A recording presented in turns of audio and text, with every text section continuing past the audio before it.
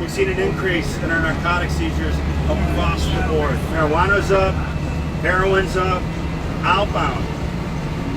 We've seized more than 250 weapons going south and $5.8 billion. This right here is not your average pallet. So this is what brought suspicion. This is where narcotics are concealed. It was a drawer load and it contained fentanyl and cocaine. We're now at a port of entry where trucks are being screened.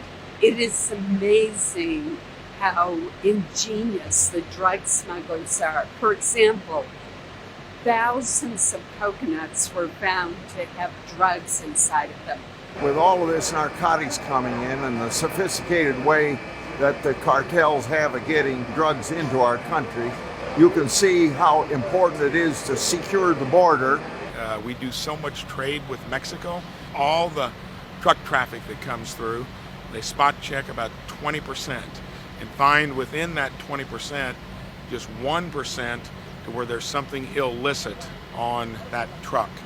This is just another complicating factor of all the stuff that tries to come through the border. We're here at the international bridge that carries people and produce into the United States and then across, of course, into Mexico. We met with community leaders, mayors, city council members. As to the immigration debate, I've been involved in about every major immigration effort. There's no way to do a package, small, medium, or large, until you stop the flow. So it was a great meeting today with local officials who live and breathe the issue. This is a vibrant community. Legal immigration is the lifeblood to border counties. Because of COVID, we've basically stopped all travel from Mexico into the United States, and that's crushing the economies because they depend on people come to shop and tourism and just basic exchange of commerce. And my message to these great people is simple. Until we stop the flow, it's pretty hard to sit down and legalize people until you can convince the American people you've got control of your border. We have lost control of our border. So this is a major port of entry. They're trying to incorporate a lot of technology into the process as well. And that's when we talk about border security, it's really an important part of it. I think we also heard from the elected officials today from the city of Farr, Mission, McAllen, that they're hurting down here. The Biden administration has eliminated travel across the border for COVID restrictions, but he's lifted those restrictions for illegal immigration. The Biden administration needs to realize they've made a mistake. They're responsible for this crisis, and we all need to work together to fix it. Now, back in 2006 is when the Secure Fence Act passed, which all of you know, it gave us 55 miles here in RGV sector. Now, just with that 55 miles alone, we saw an immediate impact. Unfortunately, this area, even though it looks complete, it's not complete. We're still lacking our cameras, we're still lacking lighting, we're still lacking power. If you see some gates, those gates are not powered. So if it's shut, it stays shut. If it's open, it stays open. Because of the pause, we weren't able to complete that. Either President Biden believes in open borders, or the people he's put in charge of his border policy are not qualified to manage a food truck. Just after President Biden was sworn into office, he halted operations for constructing the wall and securing the border. And it's not just about the wall.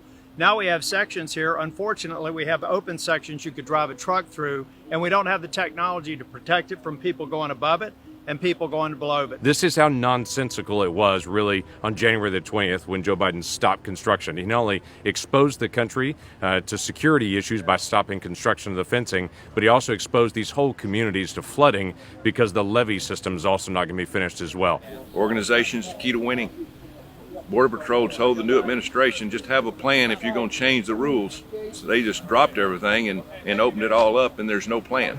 On our tour today, we saw a car that just in the tires of one car had over $2 million worth of meth in it. It is amazing that we would even consider not continuing this project. What this wall does is it slows people down who are trying to cross the border, and it gives Border Patrol time to apprehend them. But then you also have to have policies that actually result in stopping illegal immigration. Joe Biden reinstituted the failed policy of catch and release so that when you get caught, they let you go.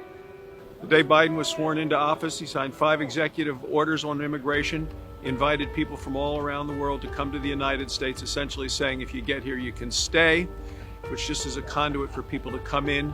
Once they get here, they stay. Now we heard last night that they're trying to not only release people almost immediately, but within 8 hours.